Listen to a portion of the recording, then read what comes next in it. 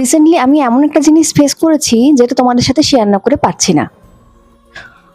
কিছুদিন আগে আমাকে অফিসের কাজে একদিনের জন্য আমার ছেলে ভুতাইকে ছেড়ে থাকতে হয়েছিল। জানার পর থেকে সবাই এমনভাবে আক্রমণ করছে যেন আমি কারো মার্ডার করে দিয়েছি বা আমি কোনো কিডনি পাচারকারী সংস্থার সাথে যুক্ত। তুই এটা করতে পারলি, আপনি বৃদ্ধাশ্রমে যাবেন ম্যাডাম, এরকম কত কমেন্ট যে এসছে। অথচ জন্মের প্রথম সপ্তাহ থেকে সব্যসাচীকে কিন্তু 2 দিন করে সপ্তাহে ডিউটিতে বাইরে যেতে হতো। সেই 2 দিন সম্পূর্ণ আমি একা বাচ্চাকে সামলাতাম। তখন কেউ এসে আমাকে বাহবাও দেয়নি, আর সব্যসাচীকে গিয়ে বলেওনি যে তুমি কেন ডিউটি করতে যাচ্ছ, তোমাকে বৃদ্ধাশ্রমে পাঠাতে হবে।